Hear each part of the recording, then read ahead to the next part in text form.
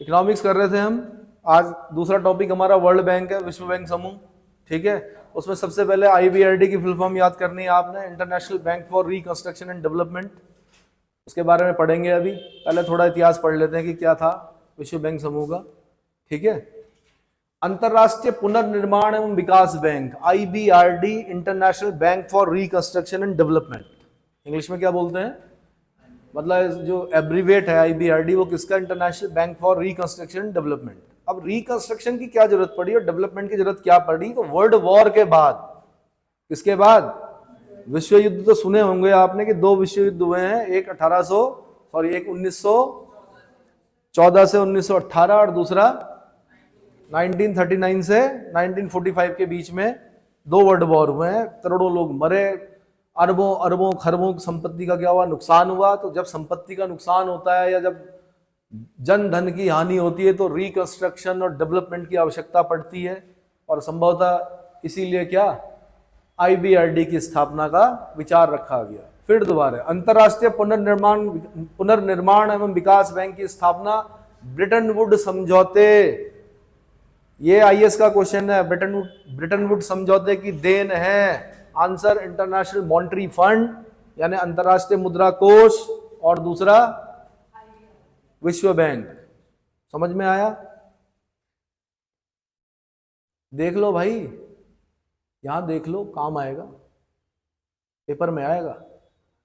हाँ,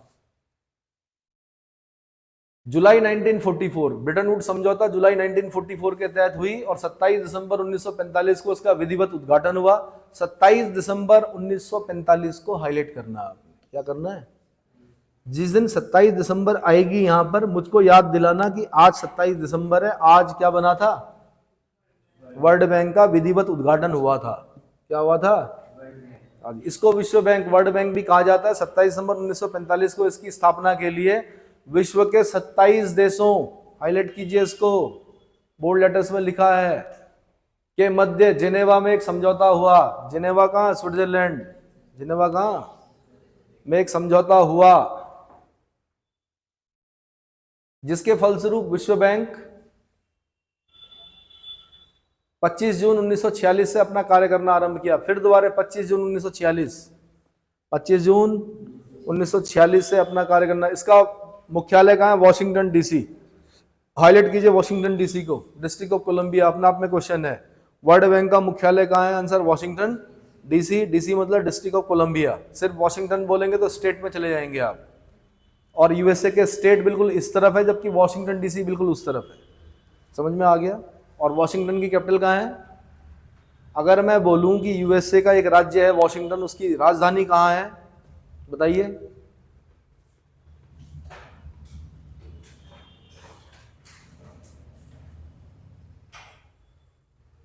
वर्तमान में इसमें 189 देश इसके सदस्य हैं। 189 को पत्थर की लकीर नहीं मानना है। हो सकता है कल को कोई नया देश क्या हो जाए, इसमें ऐड हो जाए, या हो सकता है कोई देश इससे क्या कर ले, बाहर हो जाए। हो सकता है इसका देश, इसका क्या हो जाए, कोई देश बाहर हो जाए। ठीक है, तो इसको पत्थर की लकीर नहीं मानना। लेकिन फिलहाल अभी जब हम पढ़ रहे हैं तो 189 देश इसके सदस्य हैं। तुवालू, दक्षिणी सूडान और नौरू इसके नवीनतम सदस्य हैं। इनको ढूंढने की कोशिश करना, पैसिफिक ओशन में मिलेगा आपको तुवालू, ये तो वैसे डूब चुका था पर हो सकता है फिर, और नौरू, टोगो, किरिबाती, ये छोटे छोटे आइलैंडर देश हैं अपने आप में। तो नौरू को भी आपको पैसिफिक ओशन में ढूंढना है। सूडान आपको पता ही है, साउथ सूडान, दक्षिणी सूडान। पहले सूडान एक देश था, अब उसके दो टुकड़े हो चुके हैं, अफ्रीका में पड़ता है। ठीक है, कभी क्षेत्रफल की दृष्टि से सबसे बड़ा देश था सूडान, अब आज उसके दो टुकड़े हो गए। तो नॉर्थ सूडान की राजधानी खार्तूम है और साउथ सूडान की राजधानी कहाँ है, जूबा। ठीक है, तेल का चक्कर था इसलिए लड़ाई हुई, आपस में क्या हो गया, बंटवारा हो गया दो देशों का। मैंने आपसे वॉशिंगटन की राजधानी पूछी थी, सिएटल। वॉशिंगटन की राजधानी चेक कर लिया आपने, ठीक। ध्यातव्य है कि विश्व बैंक के वर्तमान अध्यक्ष भारतीय मूल के अमेरिकी उद्यमी अजय बंगा हैं। अब अजय बंगा हैं, अभी हैं, एक बार अपडेट कर देना कि अभी भी हैं कि नहीं। मतलब जब पेपर में पेपर देने जाओगे तो ये मत सोचना कि ये कभी नहीं बदलेंगे। ओलंपिया होगी भाई, वॉशिंगटन की राजधानी ओलंपिया है, बिल्कुल सही। हाँ जी, तीसरी आंख ना खुले तो सतर्क रहना। अजय बंगा, वॉशिंगटन की जो अमेरिका का एक स्टेट है, बिल्कुल इस तरफ है, नॉर्थ वेस्ट की तरफ है, उसकी राजधानी ओलंपिया है। क्या है? सिएटल शहर है। क्या है? सिएटल बड़ा शहर है वहां। ध्यातव्य है कि विश्व बैंक के वर्तमान अध्यक्ष भारतीय मूल के अमेरिकी उद्यमी अजय बंगा है। चेक कीजिए, अभी भी अजय बंगा है? किताब छपने तक अजय बंगा थे, लेकिन मैंने कहा ये इनका भी कार्यकाल होगा, वो कभी ना कभी पूरा होगा। इनके कार्यकाल पूरा होने से पहले पहले पेपर निकाल लो, वरना फिर दूसरा याद करना पड़ेगा। आगे ध्यातव्य है कि आईबीआरडी और आईडीए, आईडीए मतलब किसका abbreviate? IDA International Development association, अंतरराष्ट्रीय विकास संघ, अंतरराष्ट्रीय विकास संघ को सामान्यतः विश्व बैंक की संज्ञा दी जाती है। जब हम वर्ल्ड बैंक बोल रहे होते हैं तो दो चीजें याद करनी है आपने उसमें। One is IBRD, International Bank for reconstruction development, दूसरा इंटरनेशनल डेवलपमेंट एसोसिएशन। ठीक है, इन दो को मिलाकर हम क्या बोलते हैं? World bank.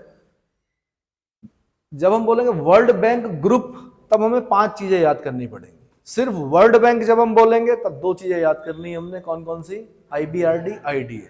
जब हम बोलेंगे वर्ल्ड बैंक ग्रुप, जब इसके ग्रुप लग गया तो उसमें 5 चीजें याद करनी है। One is IBRD, two is IDA International Development Association, तीसरा IFC International Finance Corporation, fourth is MIGA Multilateral Investment Guarantee Agency, and fifth is ICSID International Centre for Settlement of Investment Disputes. Hindi में भी याद करेंगे, लिखा होगा इनके बारे में। ठीक है, तो इसमें एक क्वेश्चन बनना यूपीएससी ने, नीचे करो, नीचे नीचे नीचे, शायद आईडीए को वर्ल्ड बैंक की उदार ऋण प्रदान करने वाली खिड़की, सॉफ्ट लोन विंडो कहा जाता है। ये यूपीएससी का क्वेश्चन है, अभी आ जाएगा डिटेल में, लेकिन इसको यहीं पर याद करो कि वर्ल्ड बैंक की सॉफ्ट लोन विंडो किसे कहा जाता है? Answer international Development association. तो समझ में आ गया? ठीक है जी, पहला पढ़ते हैं हम आईबीआरडी। बढ़िया, आगे बढ़िए। विश्व बैंक के पहले उद्देश्य पढ़ रहे हैं कि कौन कौन से उद्देश्य हैं। सदस्य राष्ट्रों के आर्थिक पुनर्निर्माण एवं विकास हेतु उन्हें दीर्घकालीन पूंजी उपलब्ध कराना। ध्यान देना इस शब्द पर, किस पर? दीर्घकालीन पूंजी उपलब्ध कराना, लंबे समय के लिए पूंजी उपलब्ध कराना। आर्थिक पुनर्निर्माण एवं विकास हेतु, किस लिए? आर्थिक पुनर्निर्माण एवं विकास हेतु उन्हें दीर्घकालीन पूंजी उपलब्ध कराना। विश्व बैंक द्वारा यह पूंजी निम्नलिखित उद्देश्यों की पूर्ति हेतु प्रदान की जाती है। नंबर 1, युद्ध जर्जित अर्थव्यवस्थाओं के पुनर्निर्माण हेतु। यह उद्देश्य प्राप्त कर लिया गया है, क्योंकि वर्ल्ड वॉर हुए बहुत जमाना हो गया, तो जो युद्ध जर्जित अर्थव्यवस्थाएं थी, पुनर्निर्माण हो चुका, सैचुरेशन आ चुका, संतृप्त अवस्था में आ गया है, निर्माण हो चुका है। तो ये वर्ल्ड बैंक ने प्राप्त कर लिया। दूसरा, शांतिकालीन आवश्यकताओं के अनुरूप उत्पादक शक्तियों को पुनः वित्त उपलब्ध कराना। किस पे ध्यान? आप लोग कहां पे घबराते हो, इतना लंबे उसमें घबराते हो? रुक के पढ़ना है। शांतिकालीन आवश्यकताओं के अनुरूप, जब विश्व में कोई युद्ध नहीं चल रहा है, शांति काल है, शांतिकालीन आवश्यकताओं के अनुरूप उत्पादक शक्तियों को पुनः वित्त उपलब्ध कराना। क्या उपलब्ध कराना? पुनः वित्त उपलब्ध कराना। तीसरा, अल्प विकसित राष्ट्रों में साधनों एवं उत्पादन की सुविधाएं विकसित करना। अल्प विकसित राष्ट्रों में साधनों एवं उत्पादन की सुविधाएं विकसित करना। जब आप इतना पढ़ लेते हैं तो तरीका क्या होता है कि अपने आप से पूछना है कि मैंने क्या पढ़ा। क्या पढ़ा आपने? 3 चीजें पढ़ी, बोलो कितना याद हुआ?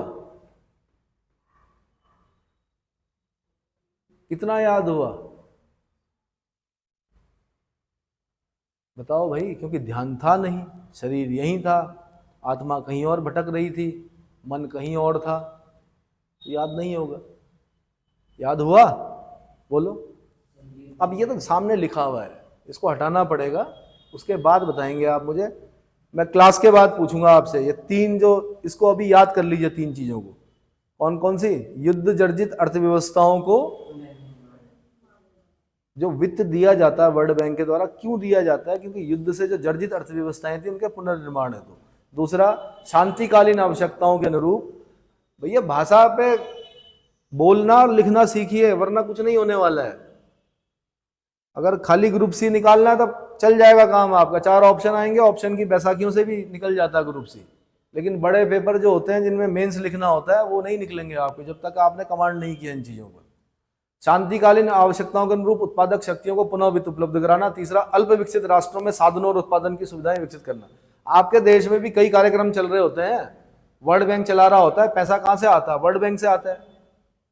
बोलते हैं हम कि वर्ल्ड बैंक की स्कीम है भैया, स्वजल धारा, गांव गांव में जल स्रोतों से घरों तक क्या करना, पानी पहुंचाने के लिए एक एनजीओ काम कर रही है। पैसा कहां से आ रहा है? वर्ल्ड बैंक से आ रहा है। वृक्षारोपण के लिए पैसा कहां से आ रहा है? वर्ल्ड बैंक से आ रहा है। सुने हो? हाँ। आगे, भुगतान संतुलन की साम्यता एवं अंतरराष्ट्रीय व्यापार। भुगतान संतुलन, फिर रुकना है यहां पर, बैलेंस ऑफ पेमेंट। भुगतान संतुलन मतलब बैलेंस ऑफ पेमेंट क्या होता है, ये हम बाद के चैप्टर में पढ़ेंगे, क्योंकि भुगतान संतुलन का एक अलग चैप्टर है, उसमें पूरा डिटेल में बताऊंगा। फिलहाल बैलेंस ऑफ पेमेंट से हल्का फुल्का ध्यान में आ रहा होगा आपका कि जब दो देश व्यापार करते हैं, माना हमारा चाइना के साथ व्यापार है और हम क्या कर रहे हैं, उससे 100 रुपए की चीज़ ले रहे हैं और उसको 30-40 रुपए की चीज़ बेच रहे हैं, ठीक है, तो बैलेंस ऑफ ट्रेड, वहाँ पर हम वर्ड यूज़ करेंगे क्या? बैलेंस ऑफ ट्रेड हमारा ठीक नहीं है। क्या नहीं है? बैलेंस ऑफ ट्रेड ठीक नहीं है। ऐसे ही एक टर्म आता है बैलेंस ऑफ पेमेंट का, ठीक है। क्या होता है कि अधिकतर जो पेमेंट्स होती हैं व्यापार में वो किस रूप में होती हैं? डॉलर के रूप में होती हैं। किस रूप में? तो कभी कभी क्या होता है, बैलेंस ऑफ पेमेंट गड़बड़ा जाता है, बीओपी गड़बड़ा जाता है किसी देश का, तो उस पर हमने एक अलग चैप्टर पढ़ना है, उसको डिटेल में पढ़ेंगे, भटक जाएंगे अगर हम आगे बढ़ेंगे उसमें, ठीक है। इसके पढ़ लेते हैं भुगतान संतुलन की साम्यता एवं अंतर्राष्ट्रीय व्यापार, इंटरनेशनल ट्रेड। अंतर्राष्ट्रीय व्यापार मतलब इंटरनेशनल ट्रेड के संतुलित विकास हेतु दीर्घकालिक पूंजी विनियोग को प्रोत्साहित करना। विनियोग बोलते हैं एप्रोप्रिएशन को। इसको बोलते हैं एप्रोप्रिएशन। दीर्घकालीन, मैंने कहा बार बार ध्यान दीजिए, वर्ल्ड बैंक में जो एक शब्द दिख रहा है हमें, वो बार बार क्या दिख रहा है? दीर्घकालीन। क्या दिख रहा है?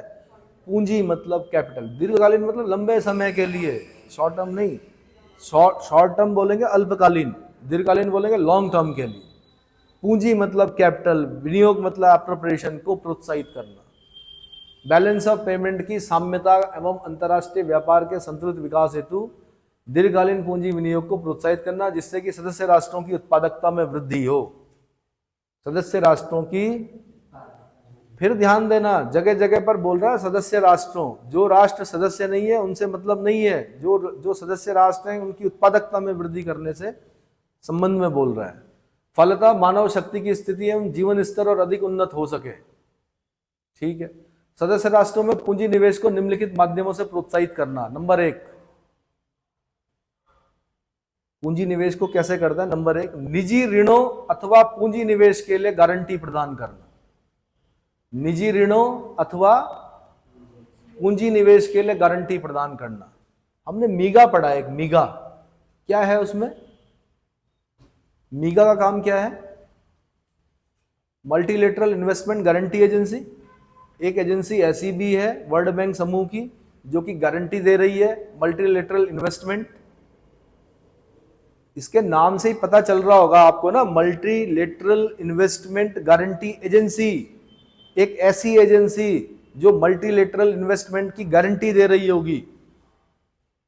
ये तो आपने समाज में भी देखा होगा कि आप उधार लेने गए और आपकी गारंटी किसी बड़े आदमी ने दे दी, भाई मैं गारंटर हूं, तो दूसरा कोई भी व्यक्ति आपको क्या कर देगा? लोन दे देगा, आप भले ही बेरोजगार हो। लेकिन जब आपके पास गारंटी नहीं होती, कोई आपको पैसा नहीं देता है। वर्ल्ड बैंक गारंटी दे रहा है, मीगा गारंटी दे रहा है, तो फिर क्या है? मिलेगा। आगे बढ़िए भाई।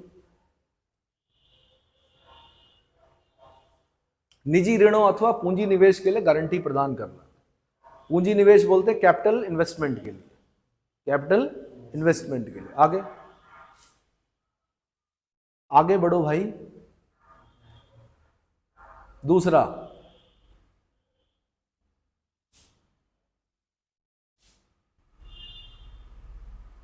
निजी पूंजी निवेश को गारंटी दिए जाने के फलस्वरूप भी यदि निजी पूंजी उपलब्ध न हो पाए तो स्वयं के साधनों से उपयुक्त शर्तों पर उत्पादक कार्य हेतु ऋण उपलब्ध कराना। इस चीज को ध्यान देना आपने। किस चीज को? उत्पादक कार्य हेतु। वर्ल्ड बैंक किस लिए दे रहा है? उत्पादक कार्यों को प्रोत्साहित कर रहा है। वो चाहता है कि सदस्य देशों में क्या हो? उत्पादक कार्य हो। और कई बार उत्पादक कार्य क्यों नहीं हो पाते? क्योंकि धन की क्या होती? कमी होती है। उस धन की कमी के लिए वो गारंटी भी दे रहा है। उसकी एक एजेंसी मीगा क्या कर रही? गारंटी भी दे रही है। लेकिन उस गारंटी के बाद भी काम नहीं चल रहा है किसी देश पर, तो तब फिर क्या कर रहा है? निजी पूंजी उपलब्ध ना हो पाए, मतलब निजी पूंजी निवेश को गारंटी दिए जाने के फलस्वरूप भी यदि निजी पूंजी उपलब्ध न हो पाए तो स्वयं के साधनों से उपयुक्त शर्तों पर उत्पादक कार्य हेतु ऋण उपलब्ध कराना। स्वयं की शर्तों पर ऋण उपलब्ध कराना। यहां तक समझ में आ गया? ठीक है। तीसरा, लघु एवं बृहत इकाइयों तथा आवश्यक परियोजनाओं के कार्यान्वयन हेतु ऋण प्रदान करना। फिर दोबारा रुकना है आपने। लघु एवं बृहत, लघु मतलब छोटी होती है, बृहत मतलब बड़ी होती है, इकाइयां मतलब यूनिट्स होती हैं, तथा आवश्यक परियोजनाओं के कार्यान्वयन हेतु ऋण प्रदान करना अथवा ऐसे ऋणों के लिए गारंटी देना। क्या कठिन है? कठिन है, यही लिखना है मेंस में जब पूछेगा। आगे बढ़ो। युद्ध जर्जर अर्थव्यवस्थाओं को शांतिकालीन अर्थव्यवस्थाओं के रूप में परिवर्तित करने हेतु उपयुक्त कार्यक्रमों एवं परियोजनाओं को लागू करना। जो उसे सही लगे परियोजनाएं, युद्ध जर्जित अर्थव्यवस्थाएं हैं, उनको फिर दोबारा पटरी पर लाना है। क्या करना पड़ेगा? कार्यक्रम चलाने पड़ेंगे, परियोजनाएं चलानी पड़ेंगी, उनको लागू करवाना पड़ेगा। अगला, वर्तमान में विश्व बैंक का प्रधान कार्यालय सदस्य राष्ट्र विशेषता अल्प विकसित राष्ट्रों को विकास हेतु आवश्यकतानुसार ऋण उपलब्ध कराना है। प्रधान कार्य क्या है वर्ल्ड बैंक का? 20 शब्दों में पूछेगा। विश्व बैंक का प्रधान कार्य क्या है? प्रधान मतलब सबसे इंपॉर्टेंट वर्क क्या है उसका? यहीं से शुरू करेंगे आप। सदस्य राष्ट्रों विशेषता। भाई सदस्य राष्ट्रों में तो हो सकता है बहुत विकसित राष्ट्र भी हो उसके सदस्य, क्या उनको जरूरत है? वो तो वित्त का पोषण कर रहे हैं उसका, उनको जरूरत नहीं है। सदस्य राष्ट्रों विशेषता अल्प विकसित राष्ट्रों, हम भी तो अल्प विकसित हैं। हमारे यहाँ वर्ल्ड बैंक से बहुत पैसा आता है, उत्पादकता कार्य हेतु आता है, परियोजनाओं के लिए आता है। बहुत सारी परियोजनाएं हैं जो वर्ल्ड बैंक की हैं। अल्प विकसित राष्ट्रों को विकास हेतु आवश्यकतानुसार ऋण उपलब्ध कराता है। बैंक द्वारा ऋण सामान्यतः दीर्घकालीन परियोजनाओं को पूरा करने के लिए दिए जाते हैं। फिर दोबारा दीर्घकालीन, दीर्घकालीन मतलब लॉन्ग टर्म, दीर्घकालीन मतलब इनकी अवधि 5 से 20 वर्ष तक की होती है। ये यूपीएससी का क्वेश्चन है, ये दिख रहा है, पूछा उसने। वर्ल्ड बैंक दीर्घकालीन ऋण उपलब्ध कराता है। दीर्घकाल से तात्पर्य है आंसर 5 से 20 वर्ष, 5 से 20 वर्ष। समझ में आ गया?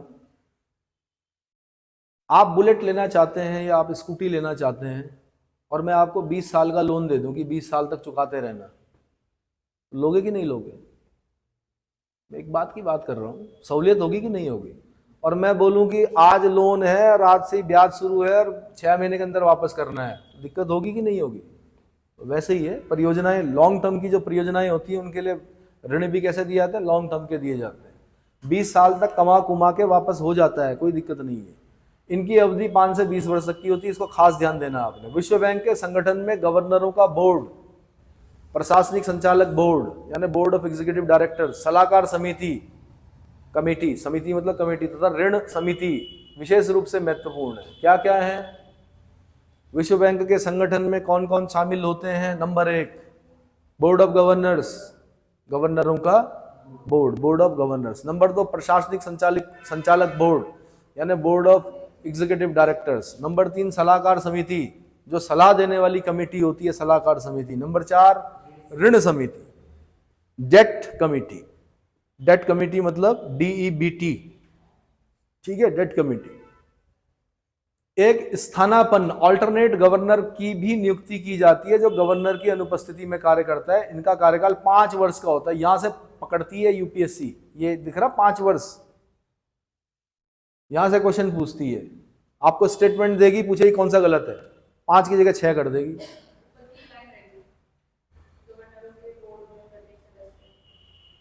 ठीक है। गवर्नरों के बोर्ड में प्रत्येक सदस्य देश एक गवर्नर की नियुक्ति करता है जो सामान्यतः उस देश का वित्त मंत्री होता है। ये इंपॉर्टेंट है, वित्त मंत्री जो फाइनेंस मिनिस्टर होगा। फिर दोबारा गवर्नर, बोर्ड ऑफ गवर्नर्स में प्रत्येक सदस्य देश के कितने थे? 189 सदस्य देश थे, 189 सदस्य देश थे, तो 189 गवर्नर्स होंगे। और वो गवर्नर्स कौन होंगे? सामान्यतः देश का वित्त मंत्री होगा। अब ये अलग बात है कि किसी देश के प्रधानमंत्री ने वित्त मंत्रालय भी अपने पास रखा हुआ तो फिर वो होगा, पर सामान्यतः उस देश का वित्त मंत्री उस बोर्ड ऑफ गवर्नर का सदस्य होगा। इसके अलावा एक स्थानापन्न गवर्नर की भी क्या की जाएगी? नियुक्ति की जाएगी, जो गवर्नर की अनुपस्थिति में कार्य करता है। भाई वित्त मंत्री अपने देश में देखेगा या वहां देखेगा, तो इसलिए स्थानापन्न ही देखता है वैसे ज्यादा कार्य। स्थानापन्न गवर्नर की भी नियुक्ति की जाती है जो गवर्नर की अनुपस्थिति में कार्य करता है। कार्यकाल 5 वर्ष का होता है, परंतु इसके पूर्व भी इन्हें बदला जा सकता है। गवर्नर के बोर्ड की 1 वर्ष में कम से कम 1 बैठक होना आवश्यक है। अब क्या कर देगा यूपीएससी? 2 वर्ष में 1 बैठक होना आवश्यक है कर देगा। पूछा कौन सा गलत है? आपने ये ध्यान रखना, कम से कम गवर्नरों की बैठक की 1 वर्ष में, 1 वर्ष को फिर ध्यान देना है, कम से कम 1 बैठक होना आवश्यक है, जो प्राय अंतरराष्ट्रीय मुद्रा कोष की वार्षिक बैठक के साथ ही होती है, इंटरनेशनल मॉनेटरी फंड की बैठक के साथ ही होती है।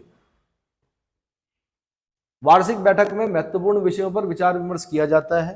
अगला, संचालक बोर्ड के सदस्यों की संख्या 25 होती है। जो उसने बताए थे 4 बॉडी बताई थी, उन्हीं को एक्सप्लेन कर रहा है कि संचालक बोर्ड के सदस्यों की संख्या 25 होती है। इनमें से 5 उन देशों द्वारा नियुक्त किए जाते हैं जिनका बैंक की पूंजी में सर्वाधिक हिस्सा होता है। अब सर्वाधिक हिस्से वाले देश कौन हो सकते हैं? यूएसए। मैंने कहा नहीं, जो अति विकसित राष्ट्र हैं वो तो वित्त का पोषण करते हैं इनके लिए, उनको क्या जरूरत पड़ रही लोन लेने की? लोन तो हम अल्प विकसित राष्ट्र लेंगे योजनाओं को चलाने के लिए। यूएसए हो गया, जापान हो गया, चीन हो गया, जर्मनी हो गया, यूके हो गया, ये क्या कर रहे हैं? इनका बैंक में मताधिकार का हिस्सा भी वैसे ही होगा, जो जितना पैसा देगा उसका उतना हिस्सा होगा मताधिकार में। यूएसए का 15.58% है, जापान का 7.83% है, आपका चीन का 4.83 है, जर्मनी का 3.93% है, यूके का 3.68% है। आप लोग क्या चाहते हैं? जब ये लाइन पढ़ रहे हैं तो आप लोगों के मन में क्या आता है?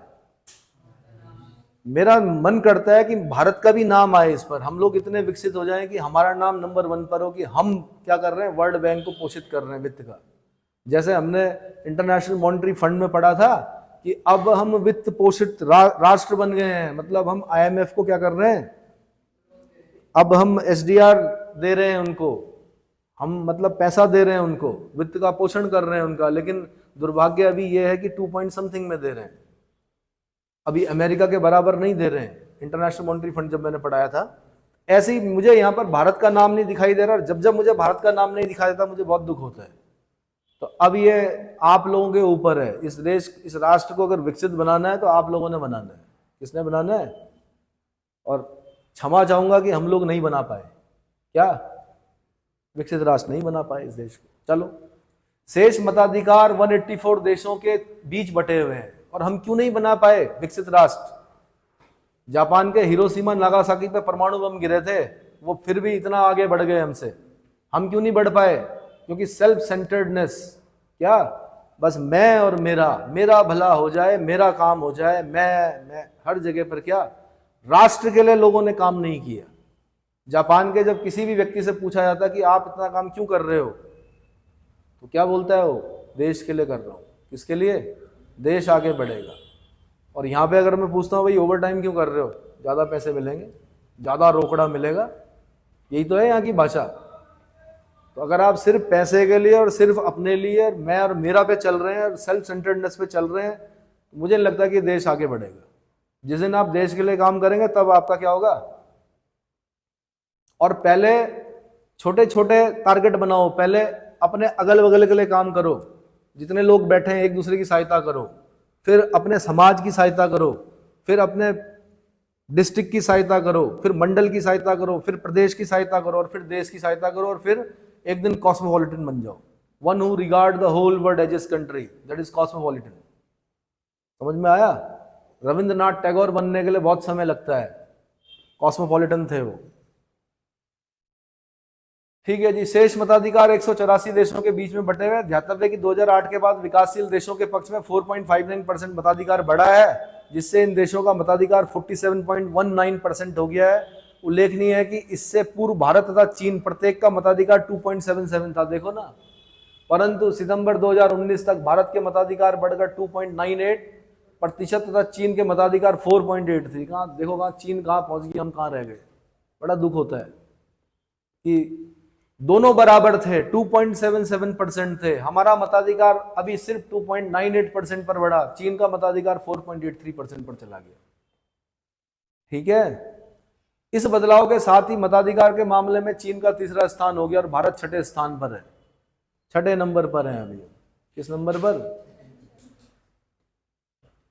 शेष 20 संचालक अन्य 184 सदस्य द्वारा चुने जाते हैं। प्रत्येक संचालक का कार्य, फिर यह याद करना आपने, कार्यकाल पे बहुत ध्यान देता है यूपीएससी, वहीं पर फंसाता है आपको।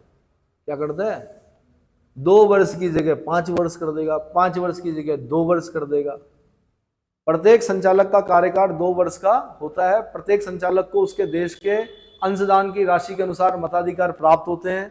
सलाहकार समिति तथा ऋण समिति की नियुक्ति संचालक बोर्ड द्वारा होती है। संचालक बोर्ड की मीटिंग 1 महीने में कम से कम 1 बार होना आवश्यक है। संचालक समिति का अध्यक्ष बैंक का प्रधान अधिकारी होता है और वह बैंक के सभी साधारण कार्यों की देखभाल करता है।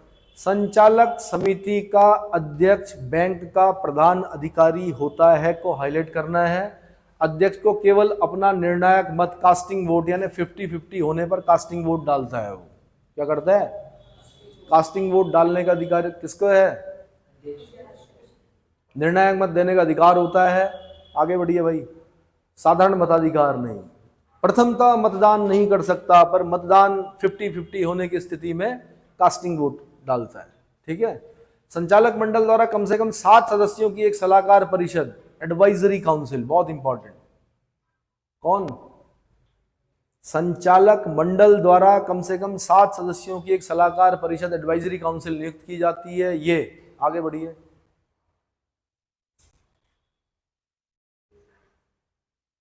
यही है, यहीं से है। ये सदस्य विभिन्न आर्थिक क्षेत्रों के विशेषज्ञ होते हैं। परिषद की साधारणतया प्रतिवर्ष 1 बैठक होती है, प्रतिवर्ष 1 बैठक होती है, पर ध्यान देना है। संचालक मंडल द्वारा समय समय पर ऋण समितियों, लोन कमेटी भी नियुक्त की जाती हैं, जो किसी सदस्य देश द्वारा मांगे गए ऋण की उपयुक्तता को संबंध में जांच करती है। मांगने के लिए तो हर कोई मांग रहा है, पर वो वास्तव में उसे जरूरत है कि नहीं है, इसकी जांच कौन करेगा? संचालक मंडल द्वारा समय समय पर ऋण समितियां जो नियुक्त की जाती हैं वो जांच करती हैं कि कोई देश अगर ऋण मांग रहा है तो क्या वो ऋण उसे दिया जाना चाहिए या नहीं दिया जाना चाहिए, इसकी जांच कौन करेगी? ये करेगी। अगला, अंतरराष्ट्रीय विकास संघ, इंटरनेशनल डेवलपमेंट एसोसिएशन, यूपीएससी का क्वेश्चन बन चुका है। सॉफ्ट लोन विंडो किसे कहते हैं? आंसर, अंतरराष्ट्रीय विकास संघ को कहते हैं, वर्ल्ड बैंक की सॉफ्ट लोन विंडो। क्लियर हो गया जोशी जी? विकासशील एवं गरीब देशों को आसान शर्तों पर उदारता पूर्वक को हाईलाइट करना है आपने। दीर्घकालीन को हाईलाइट करना है, ऋण को हाईलाइट करना। उदारता पूर्वक दीर्घकालीन ऋण प्रदान करने के उद्देश्य से एक अंतरराष्ट्रीय विकास संघ की स्थापना का विचार सर्वप्रथम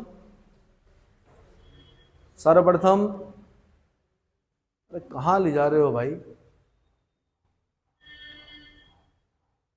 सर्वप्रथम अमेरिका के सीनेटर मॉनरो ने, इसको हाईलाइट कीजिए, मॉनरो का नाम। आईडीए की विचार किसने रखा था सबसे पहले? अमेरिकन सीनेटर था, सीनेटर कांग्रेस है ना, जैसे हमारे यहाँ लोकसभा राज्यसभा। तो सीनेटर मॉनरोने को हाईलाइट कीजिए। मॉनरोने बड़ा अच्छा शब्द है, मौन भी रहता है, रोता भी है। मॉनरोने याद कर लो ऐसे में, रिडिकुलस वे में। मॉनरोने ने आगे रखा था 24 सितंबर 1960 को विश्व बैंक की सहयोगी संस्था के रूप में। 1960 को हाईलाइट करना आपने। वर्ल्ड बैंक बहुत पहले बन चुका, आईडीए बहुत बाद में आया। 1960 में सहयोगी संस्था के रूप में इसकी स्थापना की गई है। विधिवत कार्य 8 नवंबर 1960 को आरंभ किया। मार्च 1961 में संयुक्त राष्ट्र संघ का विशिष्ट अभिकरण बना। वर्तमान में इसकी कुल सदस्य संख्या 174 है। इसको चेक कर लेना पेपर में जाने से पहले कि 174 है कि नहीं है। अंतरराष्ट्रीय विकास संघ, जिसे कुछ लोगों ने सुलभ ऋण खिड़की, सॉफ्ट लोन विंडो कहा है, का उद्देश्य विश्व बैंक की पूरक संस्था के रूप में कार्य करते हुए विकासोन्मुख देशों विकास के लिए जो उन्मुख हैं, जो देश विकासोन्मुख देशों के लिए सरल शर्तों पर सस्ते हाईलाइट, दीर्घकालीन हाईलाइट ऋणों की व्यवस्था करना है, ताकि उन देशों के भुगतान संतुलनों को हाईलाइट करना पर अधिक दबाव पड़े बिना उनके आर्थिक विकास और गरीबी उन्मूलन जैसी योजनाओं की पूंजी की आवश्यकता पूरी हो सके। उत्तराखंड पीसीएस 2012 में पूछा जा चुका है। विकास संघ का उद्देश्य सुलभ ऋणों, सॉफ्ट लोन्स की व्यवस्था करना है, अर्थात ऐसे ऋण जो सस्ते हो, दीर्घकालीन हो और जिनका भुगतान ऋणी देश की मुद्रा में स्वीकार कर लिया जाए। ये भी बड़ी बात है कि भले ही वो डॉलर में दे रहा हो, लेकिन वो कहता है कि अगर आपको वापस करना तो अपने देश की मुद्रा में ही दे दो, गरीब हो चलो अपनी मुद्रा में दे दो। और क्या चाहिए गरीब देश को भाई, अल्प विकसित देश को और क्या चाहिए? इसीलिए तो सॉफ्ट लोन विंडो बोल रहे हैं। अंतर्राष्ट्रीय विकास संघ द्वारा दिए गए ऋणों की शर्तें, उद्देश्य तथा लागत विश्व बैंक द्वारा दिए गए ऋणों से भिन्न होने के कारण इन्हें ऋण न कहकर साख कहा जाता है। फिर ध्यान देना आपने, क्रेडिट कहा जाता है। क्या कहा जाता है? क्रेडिट कहा जाता है, साख कहा जाता है। विकास संघ उन्हीं उद्देश्यों के लिए साख देता है, ऋण नहीं बोलेंगे, साख देता है जिनके लिए विश्व बैंक द्वारा ऋण दिए जाते हैं। परंतु विकास संघ के केवल गरीब देश ही साख प्राप्त कर सकते हैं, केवल गरीब देश ही, ऋण नहीं बोल रहे हैं, साख प्राप्त कर सकते हैं। ठीक है। इस संघ की सदस्यता विश्व बैंक के सभी सदस्य देशों के लिए खुली हुई है। विश्व बैंक का अध्यक्ष, इसका पदेन अध्यक्ष, फिर यहां से क्वेश्चन बना है, इसका अध्यक्ष, आईडीए का अध्यक्ष कौन होता है? एक्स ऑफिशियो चेयरपर्सन या एक्स ऑफिशियो अध्यक्ष कौन होता है? आंसर, विश्व बैंक का अध्यक्ष ही। आईडीए का भी क्या होता है? अध्यक्ष होता है। इसका संचालन भी विश्व बैंक के अधिकारियों के द्वारा ही किया जाता है। ध्यातव्य है कि विकास संघ द्वारा दिए जाने वाले ऋणों की अवधि प्रायः 50 वर्ष की होती है। वहां हमने 5 से 20 वर्ष पढ़ा वर्ल्ड बैंक में, यहाँ पे हम 50 वर्ष पढ़ रहे हैं। क्या पढ़ रहे हैं? 50 वर्ष पढ़ रहे हैं। प्रारंभिक छूट की अवधि 10 वर्ष है, फिर 10 वर्ष की छूट भी है। क्या चाहिए भाई? इन ऋणों पर ब्याज नहीं ली जाती है, ब्याज भी नहीं लिया जाता, केवल 0.75% वार्षिक सेवा शुल्क लिया जाता है। ऐसा लोन मिल जाए तो फिर तो आनंद ही आनंद है, नहीं है? आईबीआरडी के ऋण विशिष्ट परियोजनाओं से ही संबद्ध होते हैं, परंतु अंतर्राष्ट्रीय विकास संघ गैर परियोजना साख भी देता है। लास्ट लाइन को हाईलाइट करना है, यहां पे फंसाएगी यूपीएससी आपको। गैर परियोजना साख भी देता है। फिर ध्यान दें, आईबीआरडी यानी international Bank for reconstruction development के ऋण विशिष्ट परियोजनाओं से ही संबद्ध होते हैं, सिर्फ विशिष्ट परियोजनाओं के लिए देता है। लेकिन आईडीए जो है वो गैर परियोजना साख भी देता है। क्या देता है? गैर परियोजना साख। उसके बाद अंतर्राष्ट्रीय वित्त निगम, उसके बाद फिर मीगा होगा, उसके बाद फिर क्या होगा? समय है जोशी जी? ठीक।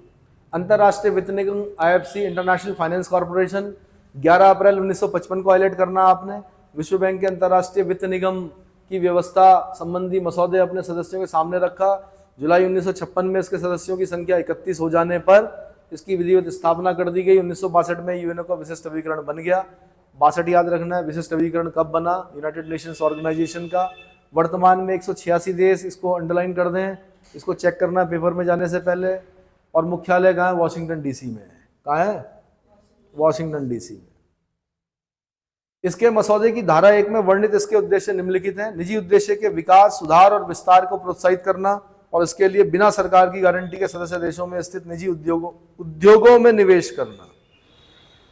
किसमें? उद्योगों में निवेश करना को हाईलाइट करना आपने। निजी उद्देश्यों के विकास, सुधार और विस्तार को प्रोत्साहित करना। प्रोत्साहित करना, शब्दों को देखिए ना कितनी खूबसूरती से रखा गया है। जहां पर प्रोत्साहित करना है वहां पर प्रोत्साहित वर्ड है। और इसके लिए बिना सरकार की गारंटी के सदस्य देशों में स्थित निजी उद्योगों में निवेश करना। किसमें निवेश करना? वापस जाओ जरा।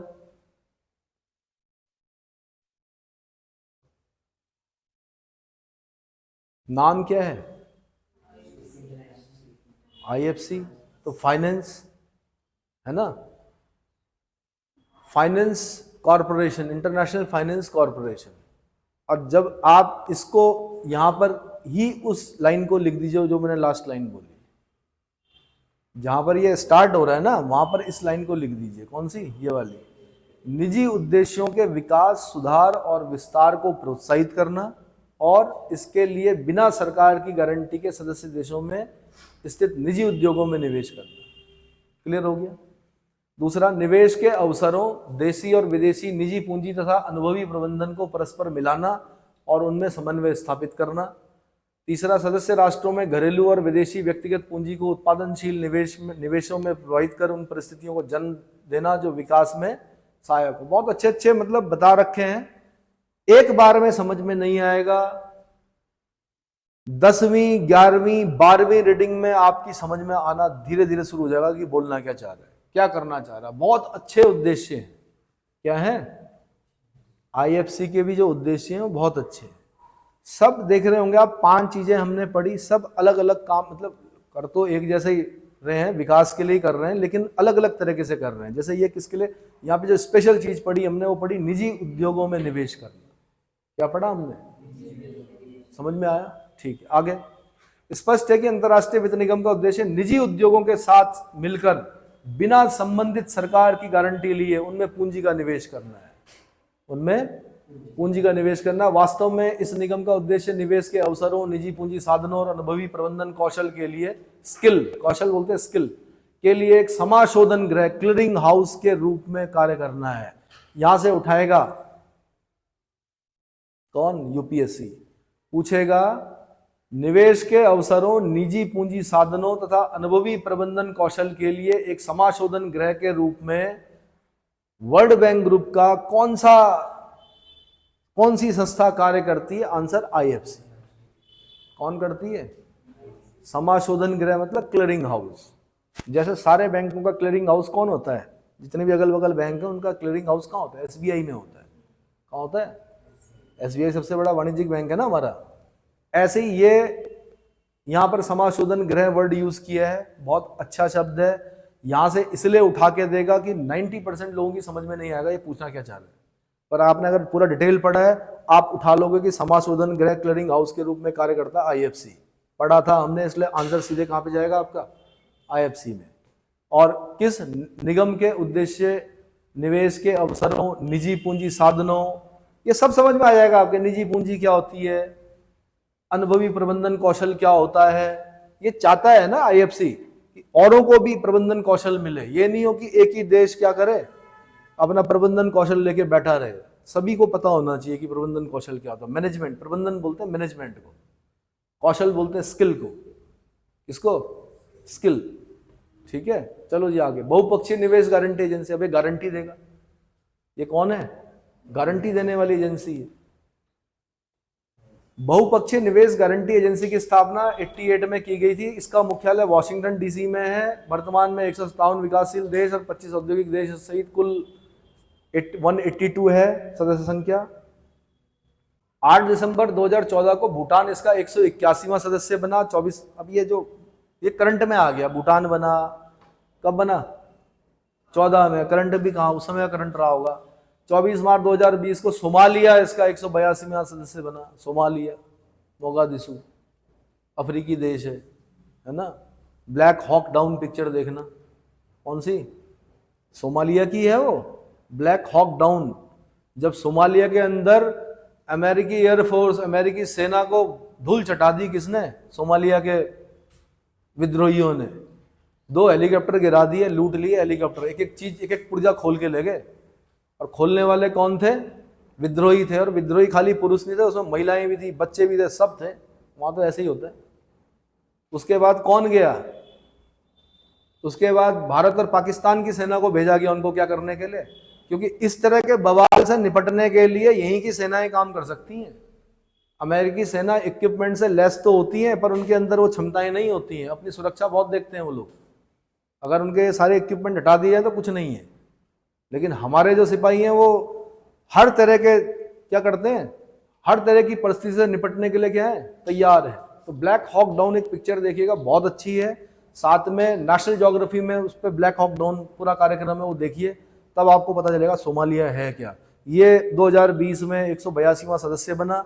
ध्यातव्य है कि दिसंबर 2013 में म्यांमार इसका 180वां सदस्य बना था। इसका उद्देश्य अपने सदस्य देशों में, विशेषतः विकासशील देशों में उत्पादक कार्य, फिर बार बार वर्ड आ रहा है, उत्पादक कार्यों के लिए निवेश के प्रवाह को प्रोत्साहित करना है। वो चाहता है कि इन्वेस्टमेंट हो, गारंटी भी मतलब प्रयास कर रहा है इन्वेस्टमेंट हो, लेकिन फिर भी लोग इन्वेस्टमेंट नहीं हो रहा है, तब गारंटी देगा वो कौन, मीगा।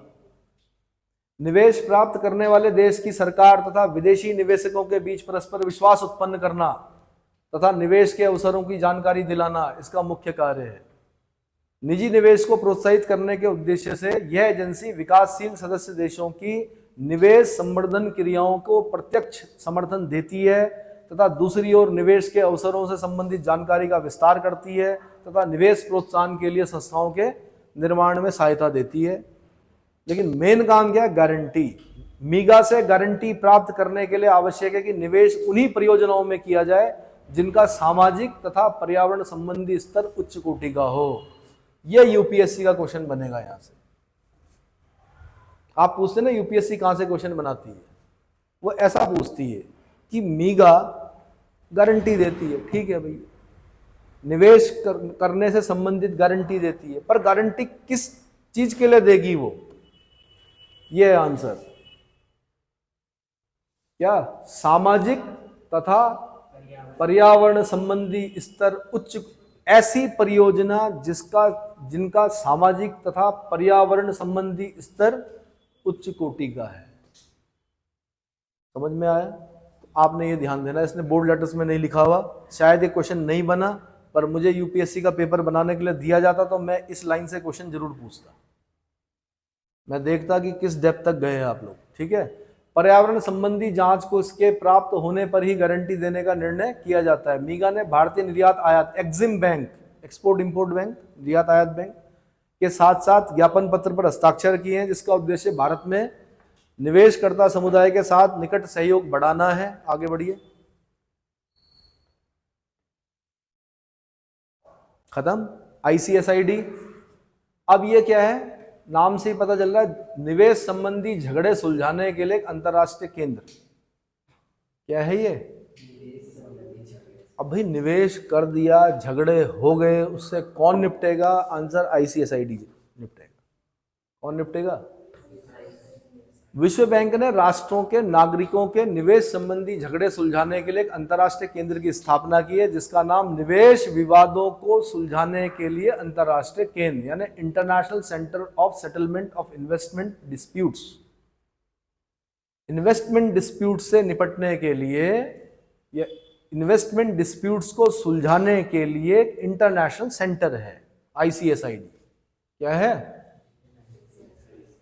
अच्छा, हमने इतना पढ़ा, आपको क्या लग रहा कितना आएगा नंबर? एक क्वेश्चन बनेगा खाली, कितना बनेगा? किस्मत में रहा तो आईएमएफ से बनेगा, दूसरी किस्मत अच्छी रही तो फिर वर्ल्ड बैंक से बनेगा। आगे हम ऐसे छोटे छोटे टॉपिक पकड़ते रहेंगे। ये मत सोचना कि इतना मेरे बोलने के बाद और इतना पढ़ने के बाद आपके 100 नंबर आ जाएंगे, नहीं आएंगे। एक नंबर बनेगा यहाँ से फ्री में, लेकिन मेंस में मैंने कहा ये पूरा एक बड़ा क्वेश्चन बनेगा। क्या बनेगा? या तो एक पर्टिकुलर जैसे आईसीएसआईडी को पकड़कर वो क्वेश्चन पूछ लेगा, या आपको मीगा को पकड़कर क्वेश्चन पूछ लेगा। लेकिन मैंने कहा ऐसा भी हो सकता है कि पूरा पकड़े, तो कटिंग करके लिखना पड़ेगा हमें। अगर पीसीएस में पूछता 250 शब्दों में लिखना पड़ेगा। क्या लिखना पड़ेगा? 250 शब्दों में क्वेश्चन है। तब ये पीसीएस में 16 नंबर का क्वेश्चन है। अभी 16 नंबर का खत्म नहीं हुआ, जब लास्ट होगा तो 16 नंबर हमारे, अगर इस तरह से लिखते हो तो 16 में से 13 नंबर मिल जाएंगे आपको, ये गारंटी है। अगर कॉपी चेक करने वाला ठीक ठाक व्यक्ति हुआ और आपकी राइटिंग अच्छी हुई और आपने सही तरीके से रखा तो 13 नंबर मिल जाएंगे। 12 मिल जाएंगे, 13 नहीं मिलेंगे। तो इसकी स्थापना 1966 में की गई। ये प्री के संबंधित क्वेश्चन होते हैं, कब हुई जी आईसीएसआईडी की स्थापना? 1966 में हुई। इस केंद्र ने बहुत से अंतर्राष्ट्रीय निवेश झगड़े सुलझाने में तथा यथा भारत पाकिस्तान के बीच नदी जल विवाद, मैंने कहा नहीं, जब जब नदी जल विवाद होता है कहाँ जाता है? वर्ल्ड बैंक के पास जाता है। कौन? रेमंड लेफेटे आए थे कभी यहाँ पर, तब वो क्वेश्चन बना था उस समय, ढूंढना नेट पे कि रेमंड लेफेटे करके कोई वर्ल्ड बैंक से आए थे बगलिहार पावर प्रोजेक्ट पर, तो आप देखेंगे आए थे।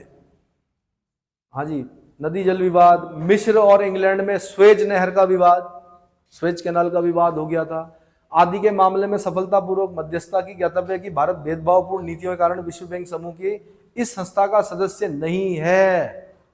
फिर ध्यान देना पड़ेगा, किस संस्था का सदस्य नहीं है वर्ल्ड बैंक की? Answer ICSID। कारण क्या है? क्योंकि भारत मानता है कि ये भेदभावपूर्ण नीति है इसकी, और इसकी नीति किसकी नीतियों से प्रेरित है? अमेरिका की नीतियों से प्रेरित है। किसकी? और अमेरिका की क्यों प्रेरित है? जो ज्यादा पैसा देगा तो वो दिखाएगा ही अपनी, क्या कर लोगे। इसीलिए बोल रहा हूं कि भारत को ऊपर आना पड़ेगा। 6ठे स्थान पर हैं अभी हम, है ना, चीन 3रे स्थान पर पहुंच गया है, हमें ऊपर आना पड़ेगा। जब हम पोषित करेंगे, वित्त पोषित करेंगे, तो अपने चलाएंगे भी हम अपने हिसाब से करेंगे। इस संस्था का सदस्य नहीं है, इसकी सदस्य संख्या 158 है। क्लियर हो गया? तो मेरे ख्याल से इतना ही करते हैं।